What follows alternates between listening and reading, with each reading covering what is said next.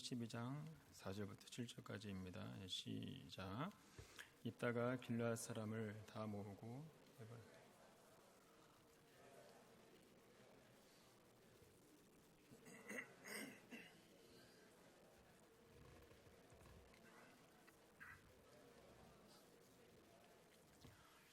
길르앗 사람이 에브라임 사람보다 앞서 요단강 나루턱을 장악하고 에브라임 사람이 도망하는 자가 말하기를 청하건대 나를 건너가게 하라. 길르앗 사람이 그에게 묻기를 내가 에브라임 사람이냐? 그가 만일 아니라 그에게 시볼렛이라 발음하라. 에브라임 사람이 그렇게 바로 말하지 못하고 시볼렛이라 발음하냐? 길르앗 사람이 곧 그를 잡아서 요단강 나루턱에서 죽였더라. 그때 에브라임 사람의 죽은 자가 42,000명이더라. 이따가 길르앗 사람이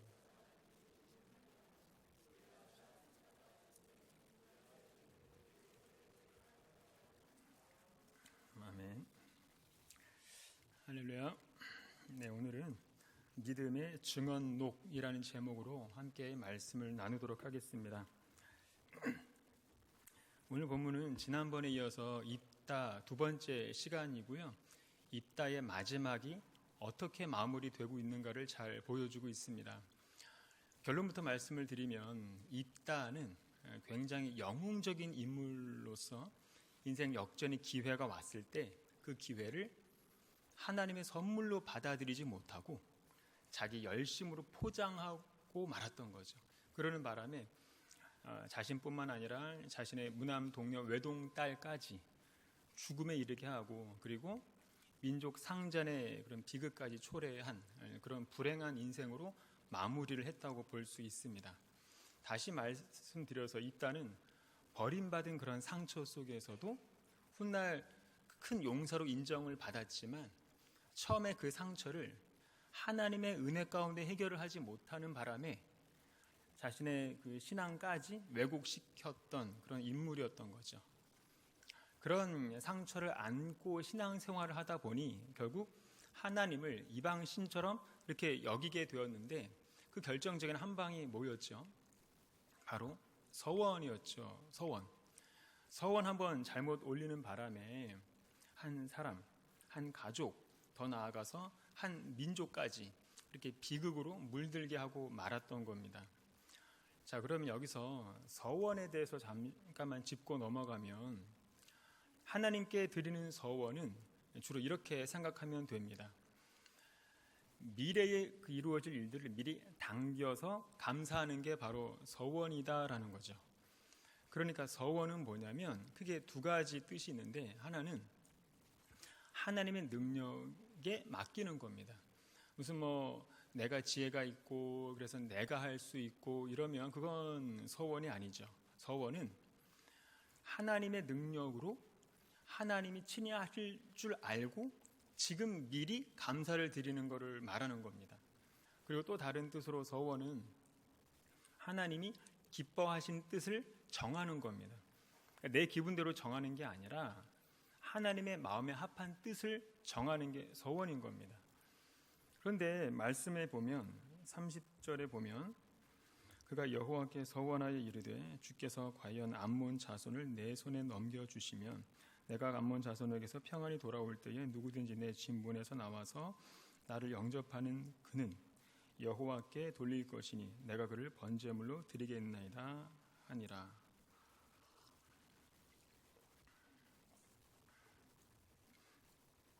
자, 물론 하나님 앞에 서원을 하면 반드시 지키라고 나오거든요. 성경에 신명기 23장에 보면 입으로 서원한 것은 반드시 지키라고 나옵니다. 그리고 전도서 5장에도 보면 서원하였거든 갚기를 더디게 하지 말라고 나오거든요. 그런데 입다의 서원을 보면 사람을 번제물로 다 태워서 바치겠다는 거잖아요. 이게 과연 하나님이 기뻐하시는 서원이냐는 거죠. 이게 도대체 어디에 근거해서 나온 서원이냐는 거예요. 그래서 지난번에 그 구절이 24절이라고 말씀드렸잖아요. 결정적인 한 방이 아모스 신과 여호와 하나님을 병렬 배치하면서 뭡니까? 인신 제사가 기본이었던 그 안모스의 신보다 내가 더 열심히 인신 제사를 드리면 이방의 신처럼 하나님도 기뻐 받으실 거라는 그런 착각에서 기인한 게 바로 이런 서원으로 나타났다고 말씀을 드렸죠. 자, 그런데 29절에서 입다는 여호와의 영이 임한 순간에 이미 승리가 주어졌다는 걸 알았을 겁니다. 하나님께 선택받은 지도자라면 하나님의 영에 민감해야 되고요. 그러면 최소한 하나님의 영이 임했을 때 이 전쟁은 하나님께서 승리케 하셨다는 것을 입다는 확신했어야 됩니다. 그렇다면 이미 승리한 전쟁인데 뭐하러 또 하나님과 협상을 하는 걸까요? 이미 승리가 확실한 전쟁이기 때문에 30절에서 내 손에 붙이시면 이렇게 조건을 달 필요가 없는 거죠. 조건을 단다는 거는 상대방을 못 믿으니까 조건을 다는 거잖아요. 하나님의 영이 임한 순간에 이미 하나님의 그 승리를 내게 주셨는데 뭐하러 내 손에 붙이시면 이런 조건 형태의 기도를 하냐는 거죠. 그럴 것 없이 입다는 그냥 확신을 가지고 나가서 승리한 다음에 개선 장군처럼 돌아오면 그때 가서 감사의 제사를 드리면 되는 거예요. 그런데도 인신 제사 서원을 했다는 거는 뭐죠? 불안이 믿음을 막아버린 거고, 그 불안 때문에 과한 열심을 끌어온 거고, 하나님 앞에서의 과한 열심은 다르게 말하면 하나님을 향한 불신이다. 하나님의 영을 믿지 못하고 내 열심으로 이루어야 안심이 되기 때문이다 라고 지난번에 말씀을 드렸죠. 어쨌거나 입다는 나가서 이제 싸웠고요, 하나님께서 전체적인 승리를 주셨다고 나옵니다.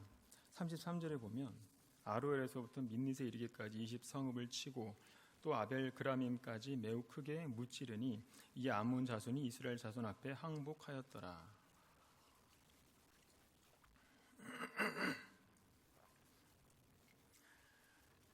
자, 그리고 입다는 드디어 미스바에 있는 자기 집으로 돌아오죠. 그런데 자기 집에서 입다를 마중 나온 사람이 누구죠? 바로 입다의 무남 동료 외동딸이었던 겁니다. 이게 무슨 운명의 장난일까요? 개선 장군처럼 멋지게 돌아와서 온 나라가 막 기뻐하고 있는 판국에 입다 혼자만 이렇게 현실을 이렇게 통탄하고 있거든요. 34절에 입다가 미스바에 있는 자기 집에 이를 때에 보라, 그의 딸이 소고를 잡고 춤추며 나와서 영접하니 이는 그의 무남 동료라. 자, 고대 근동 사회에서 전쟁의 승리는 남성의 역할인 반면에 그 승리를 경축하는 일은 여성의 역할이라는 그런 인식이 있었던 겁니다. 그게 전통 사회의 기본 구조였던 거예요.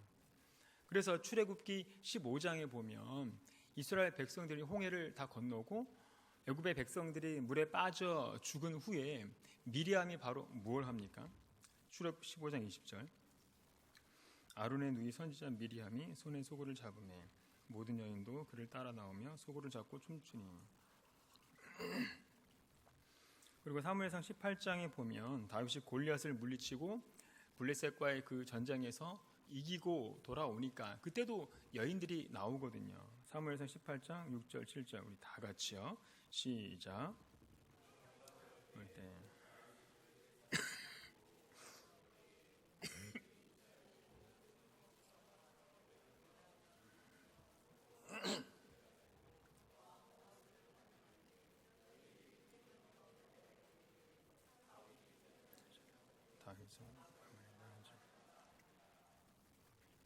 성경 역사를 그렇게 잘 알았던 입다가 이 내용을 놓쳤을까요? 본문 34절에서도 똑같이 입다의 딸이 소고를 잡고 춤을 춘 거거든요. 아니면 뭐 자기 딸이 아닌 다른 여인들이 마중 나올 거라고 예상을 했던 걸까요? 35절에 보면 입다가 이를 보고 자기 옷을 찢으며 이르되 어찌할꼬 내 딸이여, 너는 나를 참담하게 하는 자요, 너는 나를 괴롭게 하는 자 중에 하나로다. 내가 여호와를 향하여 입을 열었으니 능히 돌이키지 못하리로다 하니.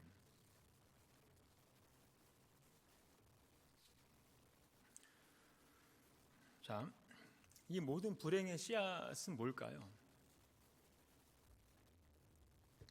전부 입다 자기 자신의 불신앙 때문이잖아요. 처음에 하나님이 영이 임했을 때 이 전쟁의 승리는 하나님이 허락하셨다는 증거라고 믿고 당당하게 나가기만 하면 됐었는데, 그런데 실제로 전쟁에 임박하니까 불안감이 찾아오기 시작하고 설마 이길 수 있을까 하는 반신반의하는 마음도 생기고, 그렇다 보니 하나님의 호의를 사기 위해서 어떻게 하죠?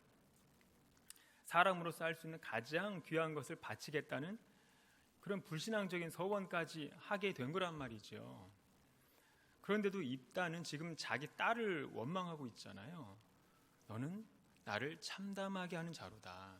너는 나를 괴롭게 하는 자다. 그러면서 뒤에 뭐라고 합니까? 내가 여호와를 향하여 입을 열었으니 능히 돌이키지 못하리로다. 한번 물어보죠. 서원이라는 거는 한번 뱉으면 돌이킬 수 없는 건가요? 어떻게 생각하십니까? 사람이 하나님 앞에서 한번 뜻을 정하면 어떤 일이 있어도 돌이킬 수 없는 건가요? 반대로 생각해서 성경에 보면 하나님은 사람을 향해서 한번 뜻을 정하신 후에도 잘 돌이키시는 분으로 나오거든요. 그 대표적인 게 바로 요나서잖아요. 하나님이 그 악한 민족이었던 니느웨를 멸망시키려고 뜻을 정하셨는데 니느웨 백성들이 회개를 하는 바람에 그 뜻을 이제 돌이키셔서 멸망시키지 않으신단 말이죠. 그거를 요나가 보고 뭐라고 하냐면 요나서 4장 1, 2절 세번역 성경으로 보면 이렇게 나옵니다. 요나는 이 일이 매우 못마땅하여 화가 났다. 그는 주님께 기도하며 아뢰었다. 주님, 내가 고국에 있을 때에 이렇게 될 것이라고 이미 말씀드리지 않았습니까? 내가 서둘러 스페인으로 달아났던 것도 바로 이것 때문입니다. 하나님은 은혜로우시며 자비로우시며 좀처럼 노하지 않으시며 사랑이 한없는 분이셔서 내리시려던 재앙마저 거두실 것임을 내가 알고 있었기 때문입니다. 쉽게 말해서 이겁니다. 하나님, 내가 이럴 줄 알았습니다. 하나님은 뜻을 돌이키실 분이라고 내 진작에 알았습니다. 그래서 내가 여기 와서 전도 안 하려고 한 거예요. 이런 말투예요. 그러니까 하나님도 뜻을 돌이키시는 분이라는 것을 보여주는 겁니다. 성경이. 그러면 사람은 뜻을 돌이키면 안 되는 건가요? 아시다시피 사람은 완벽한 존재가 아니잖아요. 그렇다 보니 잘못된 서원을 할 수도 있잖아요. 하나님이 눈에 보이는 것도 아니고 실제로 음성으로 들리는 것도 아니기 때문에 하나님이 기뻐하시는 뜻이 무엇인지 모르고 서원을 할 수도 있는 거잖아요. 그래서 레위기 5장에 보면 잘못 맹세를 한 줄 모르고 있다가 나중에 잘못이라는 것을 깨닫게 되면 속죄의 제사를 드리라고 나오는 겁니다. 그리고 레위기 27장에 보면 서원자가 서원한 것을 갚지 못하겠거든 제사장한테 가라. 그러면 제사장이 그 서원한 내용을 다시 정하라고 나옵니다. 그만큼 율법은 아주 냉혹하게 사람을 속박시키지 않는다는 거예요. 언제나 자유의 길이 열려 있다는 것을 보여주는 거죠. 그렇기 때문에 입다도 자기가 서원한 것이 잘못이라는 것을 깨닫고 제사장 앞에 가서 속죄의 제사를 드렸다면 어땠을까 하는 거죠. 37절에 보면 또 그의 아버지에게 이르되 이 일만 내게 허락하사 나를 2달만 버려 두소서. 내가 내 여자친구들과 산에 가서 나의 처녀로 죽음을 인하여 애곡하겠나이다 하니.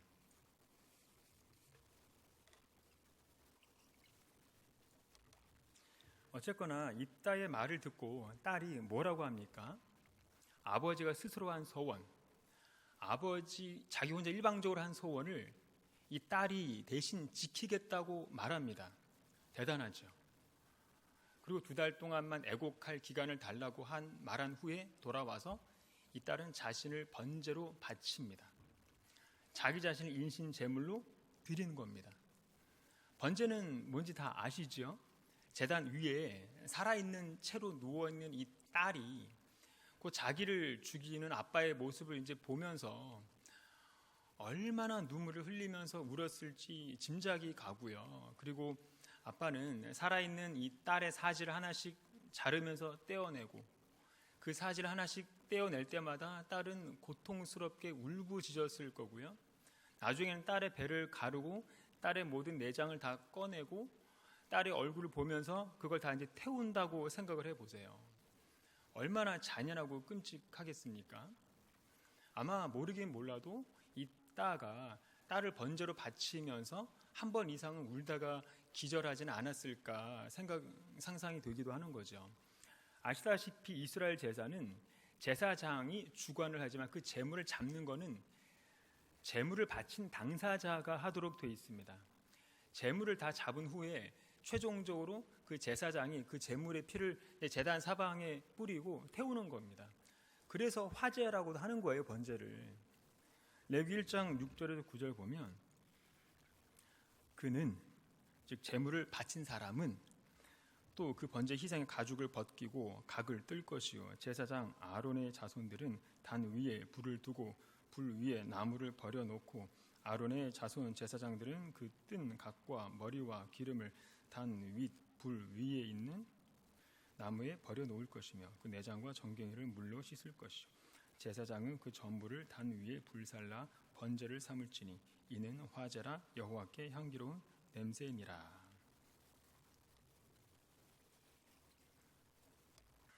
자, 그럼 이쯤에서 한번 질문을 드려보죠. 입다는 자기가 서원했을 때 자기 집에서 자기 딸이 나올 줄 몰랐던 걸까요?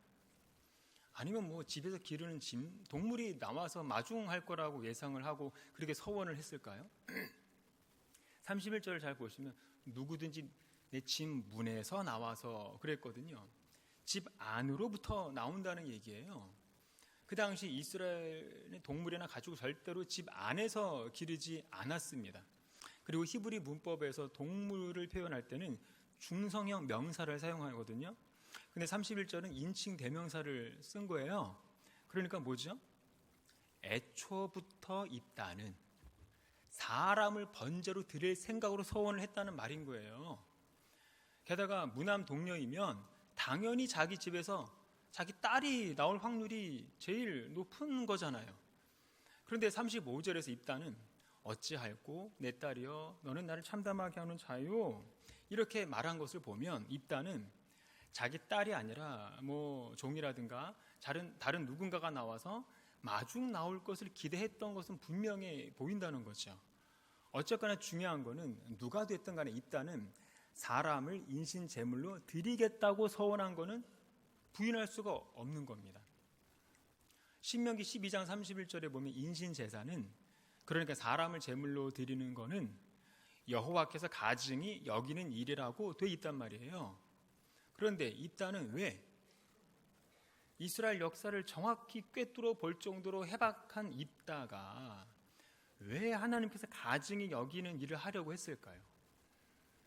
그 이유는 성경에 나오지 않기 때문에 정확히 알 수는 없지만 분명한 건 그 당시 인신제사는 우상을 섬기는 그 주변 나라의 문화이지 하나님을 섬기는 이스라엘의 문화는 아니라는 거예요. 그래서 아마도 이스라엘 백성이 오래도록 그 주변 나라의 우상을 섬겨오면서 그런 우상의 문화를 자연스레 받아들여 왔다는 것은 충분히 짐작할 수가 있는 거죠.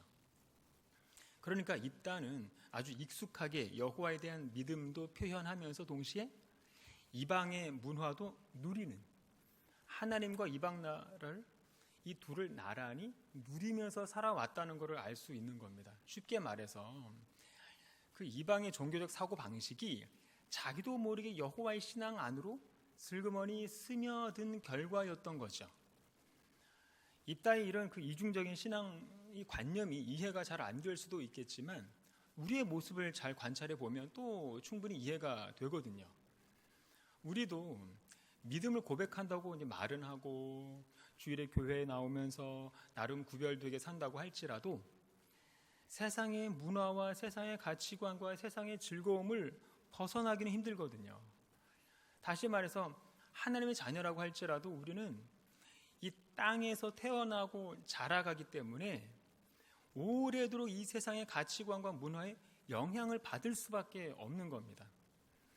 그러니 말로는 믿음의 세계에서 살아간다고 할지라도 우리 내면 깊숙이에는 이 세상의 문화적인 가치관이 속속들이 배어 있는 거죠. 입다처럼. 교회 다니는 분들과 대화를 해보시면 잘 아시잖아요. 같은 하나님을 믿는 사람끼리 대화를 하는데도 불구하고 말이 술술 잘 통하던가요? 같은 하나님을 섬기고 같은 교회를 다님에도 불구하고 가치관이 다르기 때문에 늘 갈등이 있지요. 그만큼 우리는 세상의 관념과 세상의 그 문화에 다들 물들어 있는 겁니다. 한 교회 안에서 정치라는 주제 하나 가지고도 얼마나 분열이 심하던가요. 뿐만 아니라 성에 대한 관념, 돈에 대한 관념, 사역에 대한 관념도 다들 저마다 다르거든요. 이렇게 세상에 대한 그런 다양한 관념과 하나님에 대한 그 믿음이 나란히 공존하고 있는 상태에서 신앙생활을 하고 있기 때문에 우리도 입다처럼 날마다 갈등하는 겁니다. 하나님을 너무도 잘 알았던 그 사람이지만 정작 제사는 세상에서 통용되는 방식으로 세상의 관념으로 제사를 드렸던 그 입다처럼 우리도 하나님을 잘 알고 믿음도 신실하지만 지금 이 세상의 문화적인 영향에서 벗어나지 못하고 있거든요. 인정하기는 싫으시겠지만 두 마음을 가지고 신앙생활을 하고 있다는 얘기예요. 대부분. 이것도 버리기 싫고 저것도 포기하기 싫은, 쉽게 말해서 꽁도 먹고 알도 먹고 싶은, 이게 참 어쩔 수가 없거든요. 그렇기 때문에 우리라는 존재는 이 땅에서 육신의 껍질을 벗고 천국에 가기 전까지는 계속 두 마음을 품고 살아갈 수밖에 없는 거예요. 그래서 예수님도 뭐라고 하시냐면 인자가 올 때에, 즉 마지막 때에 내가 믿음의 사람을 보겠느냐. 무슨 말이냐면 세상의 종말의 순간까지도 참 믿음의 사람, 참 기도의 사람은 손가락으로 꼽을 정도로 적다는 말씀을 이렇게 회의적으로 이렇게 돌려서 하신 거거든요. 쉽게 말해서 종말이 가까이 와도 교회는 여전히 남아있고 신앙의 언어도 남아있고 예배의 형식도 남아있고 기독교 사역도 남아있겠지만 그에 반해서 끝까지 하나님께 매달리는 사람은 점점 줄어드는 시대를 살아가는 사람들의 중심을 정확히 꿰뚫어 보시면서 던지신 질문인 거예요. 내가 믿음의 사람을 보겠느냐? 결국 예수님은 우리에게 내 마음의 진짜 주인이 누구인지, 내 삶의 서열에서 누구를 1순위로 둘 것인지를 선택하라는 말씀인 거예요. 이 문제가 해결되지 않으면 우리는 죽을 때까지 입다와 같은 삶에서, 쉽게 말해서 두 주인을 섬기면서 살고 있으면서도 무엇이 내 진짜 주인인지 분별도 못하는 삶에서 벗어나지 못하게 된다는 거예요. 그래서 바울도 뭐라고 하냐면 너희는 이 세대를 본받지 말고 오직 마음을 새롭게 함으로 변화를 받아 하나님의 선하시고 기뻐하시고 온전하신 뜻이 무엇이니 분별하도록 하라. 자, 입다를 보면 입다는 인신 제사를 드려서 하나님의 마음을 살 수 있다고 생각을 했지요. 사람을 여호와께 번제로 드리면 여호와께서 기뻐할 거라고 누가 그러던가요? 입다 혼자 그렇게 생각을 한 거잖아요. 왜 이런 생각이 자연스럽게 도출될 수밖에 없었냐면 세상의 문화와 가치관을 그대로 신앙의 세계로 가지고 왔기 때문에 이런 터무니없는 신앙의 결론이 나올 수밖에 없거든요. 마찬가지로 이 시대의 그리스도인들이 똑같이 입다처럼 신앙생활을 하고 있다는 사실을 알고 계십니까? 대부분이 그러고 있기 때문에 자기 스스로 문제의식조차 느끼지 못한다는 게 아주 심각하다고 할 수 있는 거죠. 대부분 자기 마음대로 신앙의 결론을 내리면서 살아가고 있는데 그 내용을 뜯어보면 전부 세상의 가치관과 혼합되어 있다는 거예요. 오늘 본문에서 입다는요, 내가 선심 쓰듯이 통 크게 예물을 드리면 하나님을 살 수 있고 하나님도 내 뜻에 동의하실 거라고 봤던 겁니다. 그런데 하나님은 인간의 그 어떠한 행위, 그 어떠한 예물과는 상관없이 이미 이스라엘을 구원하시기로 작정하셨고요. 그 도구의 역할로 입다라는 결점 많은 인간을 사용하기로 작정하신 거에 불과한데 입다는 그걸 깨닫지 못한 겁니다. 하나님께서 주신 승리를 은혜의 관점으로 보지 못하고 자꾸만 내가 뭔가를 갚아야 되만 드는 빚이라는 개념으로 생각을 한 겁니다.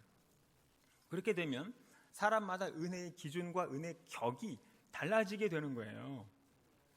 쉽게 말해서 헌금의 양에 따라서 은혜의 자격을 따지고 그 사람이 감당하고 있는 봉사의 양에 따라서 사역자의 자격을 따지게 된다는 거죠. 이렇게 하나님의 은혜를 물질화시키고 수치화시킬 수 있다고 생각하는 것 자체가 하나님의 마음을 얼마나 슬프게 만드는 건지를 알아야 된다는 겁니다. 이렇게 되면 하나님께 쓰임을 받고도 버림받게 되는 그런 비극을 경험하게 된다는 것을 본문이 잘 보여주고 있는 거죠.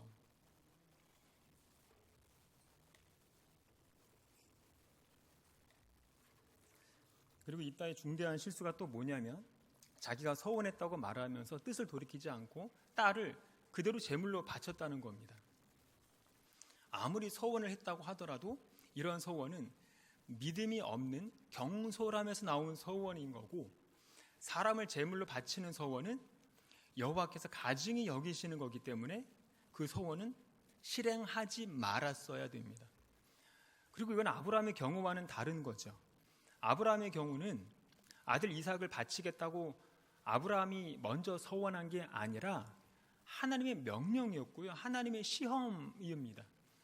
게다가 아브라함 본인도 하나님의 뜻을 알았다고 나와요, 히브리서를 보면. 그리고 하나님의 명령이었을지라도 하나님은 최종적으로 인신제사를 막으셨죠.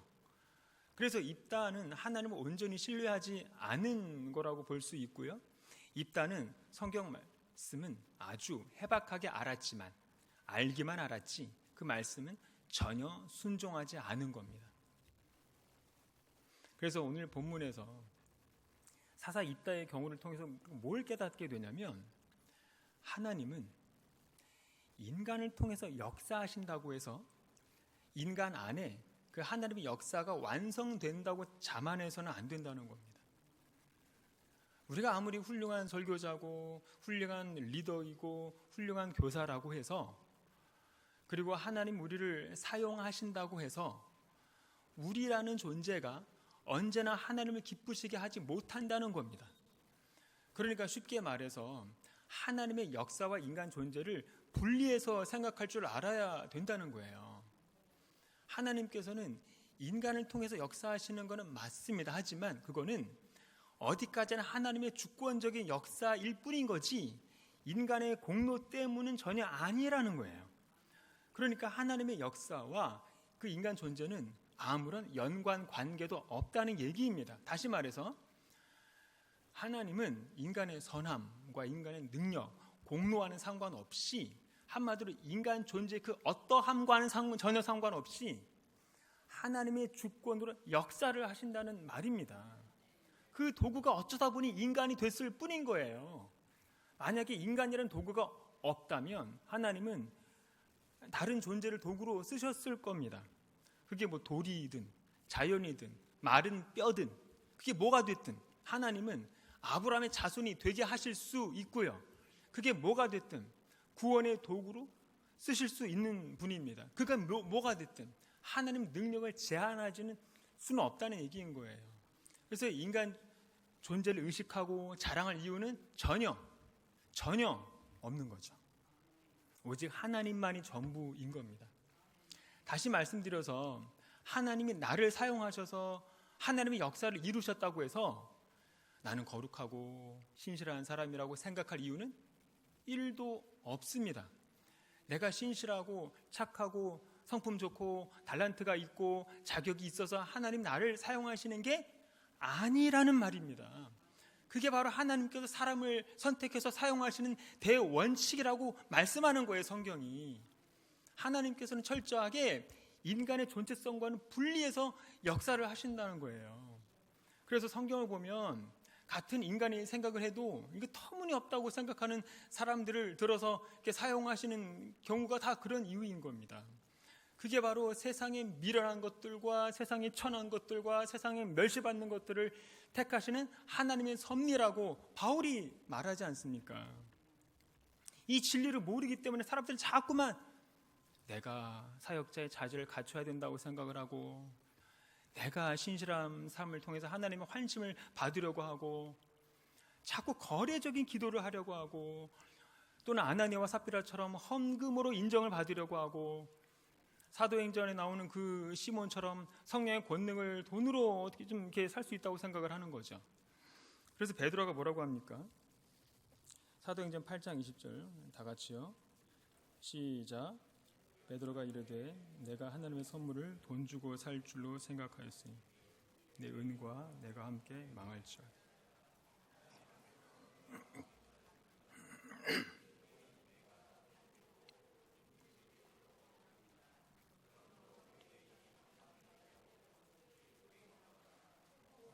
본 것을 사여 주시려나.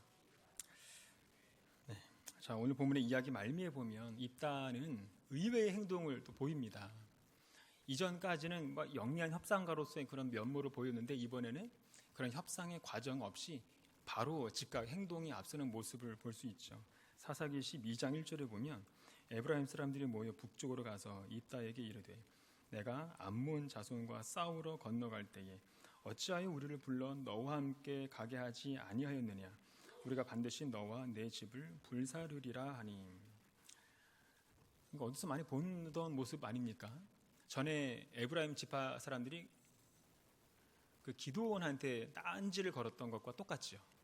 그때랑 지금 똑같이 이번에는 입다한테 지금 화를 내면서 이게 딴지를 지금 거는 겁니다. 왜 자기들 불러서 그 승리의 영광을 함께 누리게 하지 않느냐 하는 겁니다. 이번에도 기드온 때처럼 칭찬과 그 인정을 받고자 하는 그런 의도로 딴지를 걸었던 거예요. 그런데 이번에는 입다가 평화롭게 협상하려고 하지 않고 그 인정의 말도 해주지 않고 이제 즉각 사람들을 모아서 에브라임 족속을 칩니다. 12장 4절에 보면 입다가 길르앗 사람을 다 모으고 에브라임과 싸웠으며 길르앗 사람들이 에브라임을 쳐서 무찔렀으니. 그런데 몇 명이 죽게 되냐면 6절에 보니까 그때에 에브라임 사람의 죽은 자가 42,000명이었더라. 기드온과 아비멜렉의 때처럼 또다시 민족 상전의 비극이 일어나게 되는데, 같은 하나님의 백성들끼리 서로 싸워서 42,000명을 죽인 겁니다. 자, 입다라는 인물을 보면 지난번에도 살펴봤듯이 자기 위치가 아직 확고하지 않을 때는 아주 겸손하게 영리한 협상가로서의 그런 외교적인 능력을 발휘하거든요. 그런데 한번 지도자 자리를 이렇게 꿰차는 순간 언제 그랬냐는 듯이 겸손함은 싹 사라지고 아주 무자비한 폭군으로 돌변하고 있는 겁니다. 자기 민족 사람들을 아주 잔인하게 학살을 하잖아요. 이게 바로 인간 지도자 입다의 실체입니다. 그래서 우리라는 그런 인간은 하나님께서 들어서 쓰실 때까지만 필요한 거고요. 그렇게 쓰임 받을 때만 의미가 있는 거지, 하나님의 목적이 달성이 되면 우리 스스로 칭찬과 영광은 다 받을 생각일랑 1도 말고 뒤로 빠져야 되고요. 한없이 수그려야 되고요. 겸손하게 언행을 삼가야 되는 겁니다.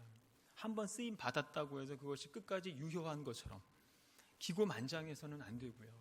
한번 쓰임 받았다고 해서 내가 뭐라도 된 것처럼 공동체 안에서 뭐든지 마음대로 해도 되는 걸로 생각해서는 안 되고요. 한번 쓰임 받았다고 해서 하나님께서 허락하지도 않은 권위를 분별 없이 휘둘러서도 안 되는 겁니다. 그래서 우리 스스로 질문을 해봐야 됩니다. 나는 얼마나 내 기준으로 다른 그리스도인들을 보고 판단하고 있는가? 나는 쓰임 받았기 때문에 나 자신은 절대적으로 옳고, 저 사람은 쓰임 받지 못했기 때문에 저 사람은 절대적으로 틀리다. 이런 생각을 가지면서 같은 주님의 자녀들을 무자비하게 비난하고 판단하고 평가하는 이고 있는 건 아닌지 생각을 해야 되는 거죠. 그래서 우리의 최대의 적은 우리 자신일 수 있고요. 교회의 최대의 적은 교회 자신일 수 있습니다. 그래서 우리는 다시 십자가로 돌아가야 되고요. 다시 복음으로 돌아가야 됩니다. 그래야 나중에 하나님께 쓰임 받고 나서 버려지지 않게 되는 겁니다. 말씀을 맺겠습니다.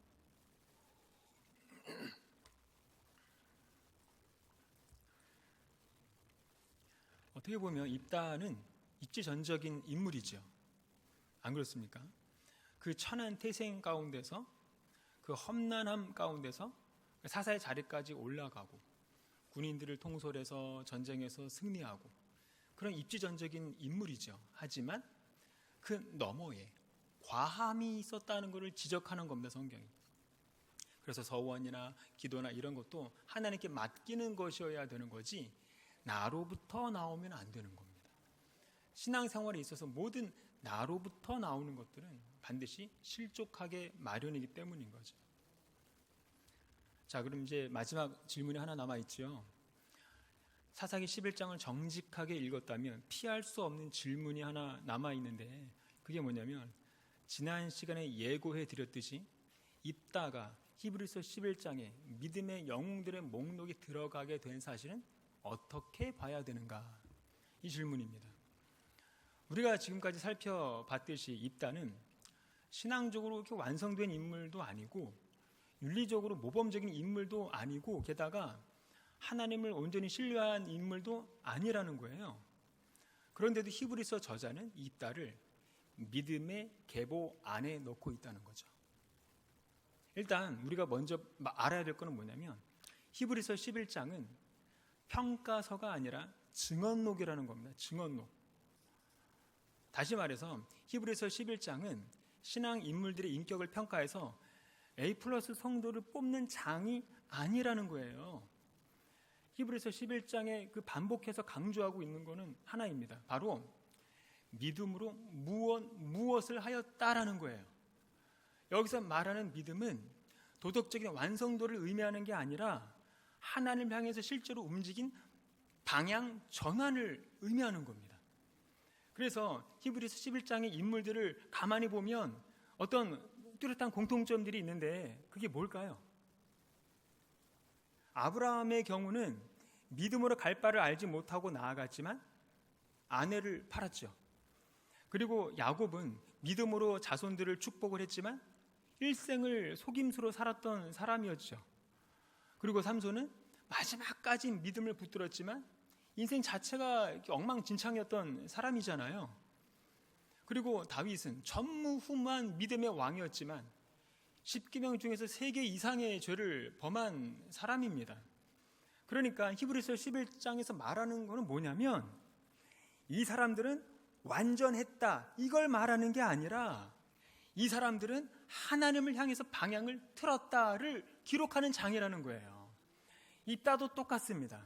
하나님을 완벽히 신뢰하지는 않았지만 그렇다고 또 다른 이방신에게 무릎 꿇지도 않았죠.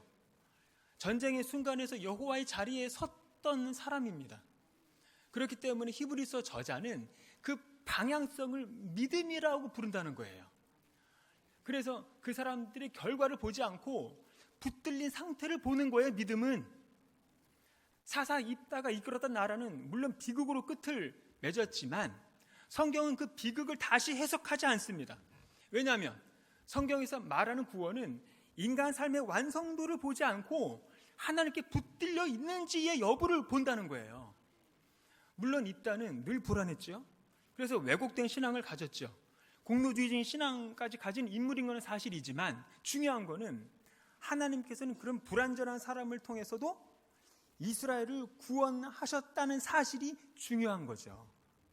히브리서 11장은 바로 이 사실을 말해주는 거예요.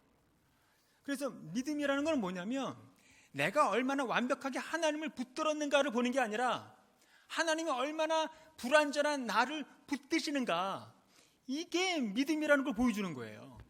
그래서 히브리서 11장의 인물들은 뭘 상징하는 거냐면 신앙의 모범 답안을 보여주는 게 아니라 은혜가 아니면 설 수 없는 그런 사람들을 보여주는 거예요. 증언록. 그게 믿음의 증언록이죠. 그렇기 때문에 오늘 본문은 이렇게 마무리를 할 수가 있겠습니다. 우리는 입다보다 나을 수도 있고 못할 수도 있습니다. 하지만 구원은 거기에 있지 않다는 거예요. 구원의 기준은 불완전한 이 나라는 인간에게 있는 게 아니라 누가 우리를 끝까지 붙들고 계시는가에 있는 겁니다. 입다 같은 영웅이 실패를 했기 때문에 구원은 더 선명하게 복음을 가리키고 있는 거고요. 그 어느 누구도 복음이 없이는 살 수 없다는 진리를 깨닫게 해주고 있는 거예요. 그 하나님의 붙드심을 끝까지 신뢰하고 바라보는 저와 여러분이 되시길 바랍니다. 기도하겠습니다. 이 시간 다 같이 말씀을 생각하면서 합심해서 기도하는 시간을 갖도록 하겠습니다. 우리가 쓰임 받고 나서 버려지는 인생이 되지 않게 하시고, 쓰임 받는 순간 더 겸손하게 하시고, 열매가 보일수록 더 두렵게 하시고, 사람의 칭찬이 커질수록 더 깊이 엎드리게 해달라고. 그래서 믿음은 허물 많은 나로부터 시작되는 게 아니라 온전히 하나님으로부터 주어지는 은총임을 기억하게 하셔서 오직 하나님만 영광 받으시고, 오직 하나님만 높임 받으시고, 오직 하나님만 우리의 전부가 되게 해달라고 다 같이요 주여 한번 외치고 기도하도록 하겠습니다.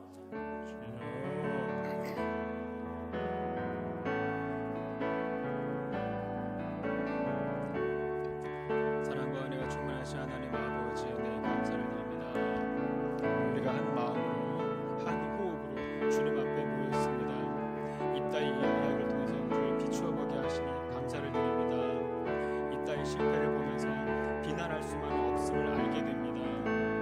이따위 과한 인간적인 그런 열심, 그런 거래적인 신앙생활, 불안해진 그런 믿음, 이 모든 모습들이 지금을 살아가는 우리에게 너무 익숙하게 살아 움직이고 있음을 하나님 주님 앞에 고백합니다. 우리가 신앙을 말하면서도 신앙을 세상의 방식으로 운영하여 했음을 고백합니다. 기도를 하면서도 흥정을 하고, 예배를 드리면서도 내 공로를 생각하고, 종된 자격으로 사역을 하면서도 청구서를 내미는 그런 뻔뻔스러움, 우리 안에 여전히 도사리고 있음을 보게 됩니다.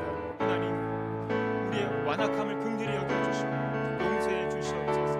하나님의 은혜로 여기지 못하고 빚으로 갚으려고 하고 나의 성실함으로 갚아야 마음이 편하다는 그런 우리의 신앙을 점점 공로주의로 변질시켜 왔음을 용서해 주시옵소서. 하나님, 이제 우리 가운데 성령의 민감한 수 있도록 회복시켜 주시옵소서. 우리의 사역이, 우리의 가정이, 우리의 관계가, 우리의 교회가 성령의 숨결이 가능하게 하시고, 우리의 기도가 하나님 앞으로 조건부로 시작하지 않게 해주시옵소서.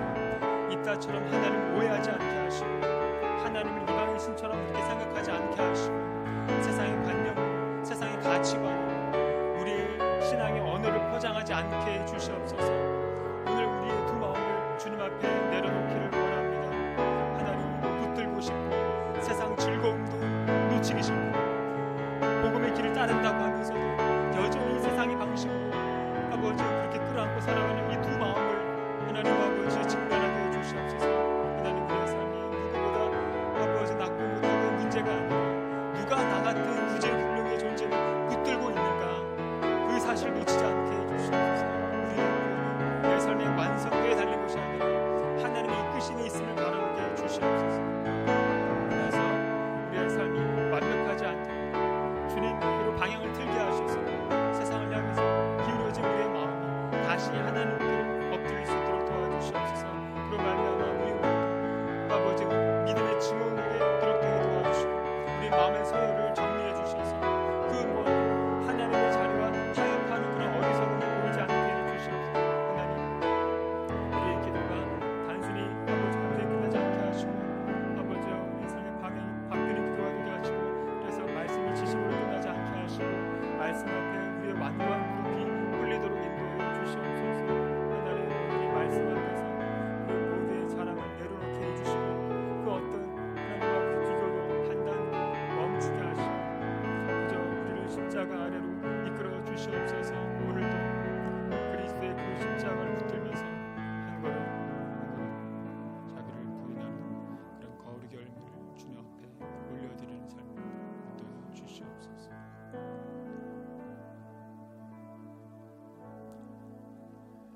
사랑과 은혜가 충만하신 하나님 아버지, 은혜에 감사를 드립니다. 오늘 믿음의 증언록이라는 말씀 앞에 우리를 세워주심에 감사를 드립니다. 입다의 삶을 통해서 우리 안에 불안과 거래적인 마음, 과한 열심으로 포장된 불신을 보게 하심에 또한 감사를 드립니다. 하나님, 우리가 주님의 은혜를 은혜로 받지 못하고 자꾸 자꾸 내 공로로 받으려고 했던 용서해 주시고, 이미 주신 승리 앞에서도 조건을 달고 협상을 하려 했던 우리의 기도를 회개하오니 용서해 주시옵소서.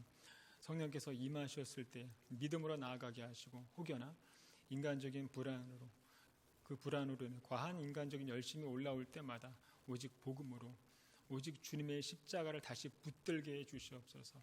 우리의 마음을 새롭게 하셔서 이 세대를 본받지 않게 하시고, 주님의 선하시고 기뻐하시고 온전하신 뜻이 무엇인지 분별하게 해 주셔서 우리 안에 남아있는 세상의 가치관과 두 마음을 주께서 다루어 주시고, 예배와 기도가 흥정이 아니라 신뢰와 순종으로 나타나도록 도와주시옵소서. 주님 앞에 쓰임 받았다고 교만하지 않게 하시고, 주님이 하신 일을 내 이름으로 삼지 않게 하시고, 언제나 십자가 앞에 엎드리게 하시고, 복음으로 돌아가게 하시고, 우리의 기준이 아니라 주님의 붙드심이 우리의 소망이 되게 해주시옵소서. 불완전한 우리를 끝까지 붙드시는 그 하나님을 신뢰하게 하시고, 오늘도 주님의 손에 붙들린 그런 증인으로 살게 해주시옵소서. 감사드리며 거룩하신 예수님의 이름으로 기도드립니다.